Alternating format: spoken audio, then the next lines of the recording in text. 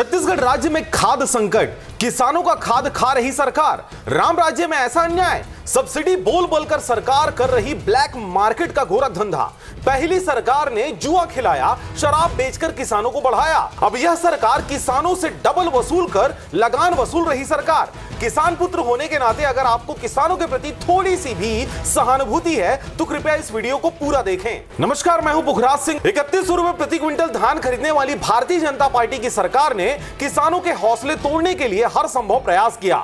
यही वजह है कि सरकारी समिति और छोटे प्राइवेट डिस्ट्रीब्यूटर्स की झोली से यूरिया खाद गायब हो गई है और ब्लैक मार्केट का बोलबाला देखा जा रहा है। निसंदेह सूत्रों की माने तो भारतीय जनता पार्टी का यह खाद वाला ब्लैक मार्केट भूपेश सरकार के शराब और सट्टा मामले से भी कई गुना आगे बढ़ चला है। डीएपी, यूरिया, राखड़, पोटास सबके रेट हुए दुगने, पर सरकार ने अपना पल्ला झाड़ते हुए किसी भी प्रकार की कोई समस्या होने से साफ साफ मना कर दिया है। और यही बात किसान हितैषी बनने वाली भारतीय जनता पार्टी का दोगलापन फिर से उजागर कर रहा है। व्यापारी हितैषी यह सरकार किसानों के खाद का पैसा व्यापारियों के रास्ते खुद के जेब में भरने का गोरा धंधा भारतीय जनता पार्टी की आम हो गई है। गरुआ और दरुआ सरकार वाली एपिसोड अगर आपने नहीं देखा है तो कृपया इस आई बटन पर क्लिक कर उस वीडियो को जरूर देखें। वीडियो के डिस्क्रिप्शन में भी यह लिंक मिल जाएगा। और एक निवेदन आपसे भी है कि आप किसी भी पार्टी के समर्थक हो पर किसान पूत होने के नाते इस वीडियो को ज्यादा से ज्यादा शेयर कर सरकार तक इस वीडियो को जरूर पहुंचाएं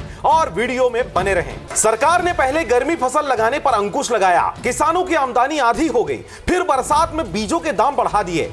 पानी नहीं गिरने से शुरुआती फसल प्यास से मर गई। बाद में भारी बारिश ने खड़ी फसल को डुबो डुबो कर मार डाला। बचत किसानों की फसल पर मवेशियों का आतंक, खड़ी फसल चल रही गरुआ सरकार। और अब बचत फसल पर खाद डालने का समय है और यही वजह है कि किसानों की रही सही कसर को भी ब्लैक मार्केट के रास्ते तोड़ा जा रहा है। 266 रुपए प्रति बोरी मिलने वाले यूरिया का रेट इन दिनों 700 रुपए के पार हो चला है। सही गुणवत्ता वाली डीएपी 2000 के पार, पोटास और राखड़ अपनी औकात से ज्यादा रेट पर बिक रहे हैं। पर अब हद तो यह हो गई कि कांग्रेस की सरकार रहते हुए खाद की कमी होने पर भारतीय जनता पार्टी कांग्रेस पर किसान विरोधी होने का गाना गाते हुए डांस करते सड़कों पर दिखते थे। पर अब भारतीय जनता पार्टी की सरकार होने के बाद स्थिति तो और भी दयनीय हो गई है। प्रशासनिक जिम्मेदारों का कहना है कि सोसाइटी में खाद की कोई कमी नहीं है, जबकि समिति से खाद लेने का नियम बहुत ही विरोधाभास वाला है।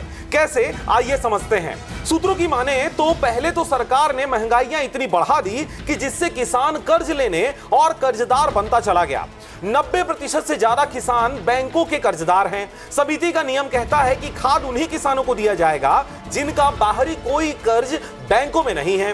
तो समझिए, कुछ प्रतिशत किसान जो बाहरी बैंकों के कर्जदार नहीं हैं, उन्हें तो खाद आसानी से सोसाइटियों के माध्यम से मिल जाता है, परंतु 90% किसान जो बैंकों के ऋणी हैं, इन्हें बाहरी व्यापारियों से खाद लेना पड़ता है और आज वह किसान ही ब्लैक मार्केट के सबसे बड़े ग्राहक बने हुए हैं।